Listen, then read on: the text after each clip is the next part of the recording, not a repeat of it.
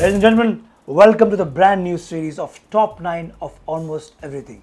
And if you fancy any topic, list down on the comments. Me and my team will bury ourselves in research, and if you find it worth your and our time, we'll do a video on that. Now why 9? You see, traditionally we are a magazine company and our mind works like a single page layout. 9 really falls itself very nicely on a single page. That's why 9.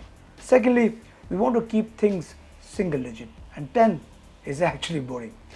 Now let's get started with the first of the series, the top 9 most extreme track only hypercars, and it has to be the Ferrari FXXK. FXXX? No, it's not sex, and no, it's not even but it's somewhere in the middle.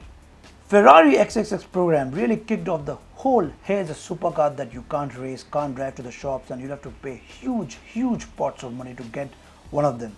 Only 42 units were ever built. Yes, only 42. And it was a sort of a cross between the front engine V12 and a Batmobile. The FXXK, that's K for KERS. KERS stands for Kinetic Energy Recovery System because of the hybrid boost element. Looked like it's reached the zenith of Ferrari's lunacy by stripping a LaFerrari of all road going sensibility and turning power up to 1036 humongous brake horsepower. It generated 540 kg of downforce at 200 km/h and topped out at almost twice of that. Well, if you think that was not enough, the Evo version of the FXXK has an aero pack, meaning 23% more downforce. While the car is 90 kg lighter than the FXXK, it is a Ferrari to be seen in at a private track day. There is loads of gizmos, there is F1 traction control, Ferrari's third generation EDEF, ABS and electronic brake distribution, and reconfigured dampers. Now the next one in our list is the Aston Martin Valkyrie AMR Pro. Aston Martin, like Ferrari, has produced front and mid-engined track-only hypercars. There was the Vulcan, which was Part 1 77 part heat seating missile. And there's this, the track-only version of the Valkyrie, which is supposed to be an F1 car for the road. The AMR Pro has a much more extreme aero package than the roadworthy Valkyrie, and also ditches the standard car's hybrid system. It's only driven by the Cosworth V12, good for 1000 brake horsepower and 11,000 RPM. Only 40 will be built, complete with carbon fiber suspension and full carbon brakes. Let's move on to the third one in our list, and which is the F1 GTR. They worked on it and revived the initials for a track-only version of the P1 hybrid supercar. It brought them back for an even faster, more ferocious evolution of the circuit-focused Senna. Weirdly, the Senna GTR is even more good-looking than the road car. It doesn't need to make allowances for crash legislation or being parkable. So McLaren went fully bonkers with it. The whole car is 225 mm longer than the street-ready Senna, thanks to a longer splitter and bigger diffuser. While in between them, you will find slick tires. Peak downforce is up from 800 kg to a whole ton.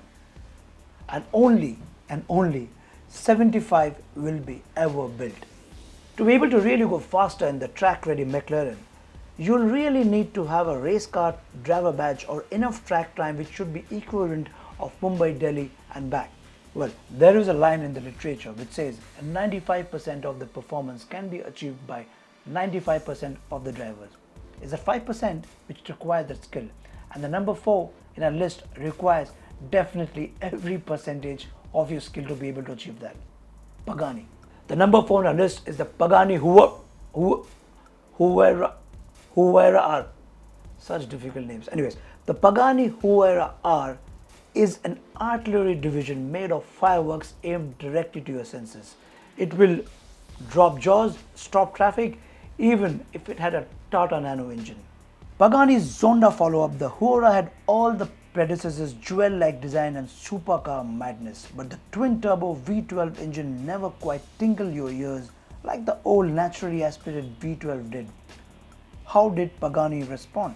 by dropping a new 6-liter V12 from the German racing car makers HOAG into the back completely free of turbos. It generates 850 brake horsepower, shrieks like an old F1 car, and lives in a bodywork that will apparently generate 1000 kg of downforce at 320 kmph.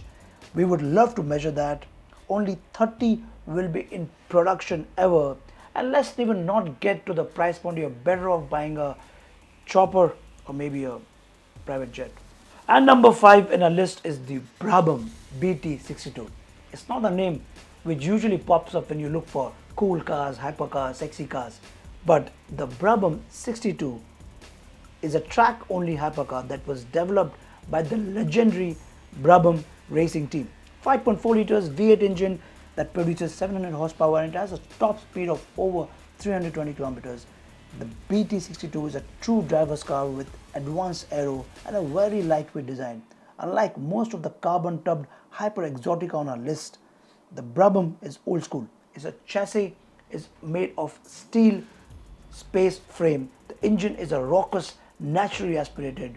Apparently it generates a colossal 1200 kg of downforce at just 200 kilometers per hour, meaning it could drive on the ceiling when one of the world's most creative billionaires finally get around to build an upside down test track, and we'll be ready to verify that for you. And number 6 on our list is the M8 T50S Niki Lauda. I know the name sounds like a name given to a spacecraft, but it is nothing less than a spacecraft. It says plenty about Gordon Murray's attitude to building cars that the track-only version of his T50 fan car actually generated so much of downforce at first. GMA had to peg it back a bit so the car was drivable by us mere mortals. The car actually created 1900 kg of negative lift thanks to his de-restricted fan output and huge wing splitter combo, but Gordon insisted this was knocked down to 1500 kg because it was essential to him that the T50S Niki Lauda is easy to live with and enjoy. All 25 get a Cosworth V12 even more rabid than the Roots car, ringing out 725 quite glorious sounding horsepower.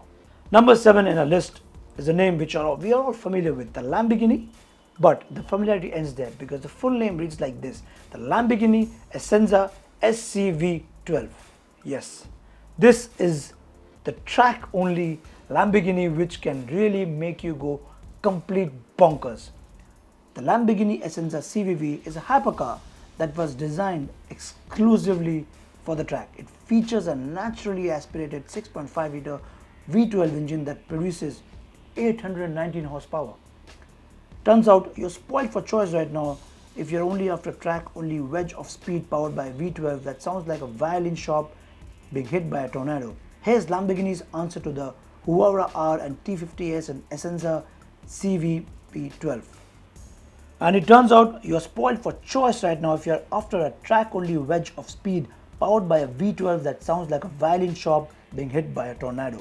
Here's Lamborghini's answers to the Huyara R and T50S, the Essenza SCV12.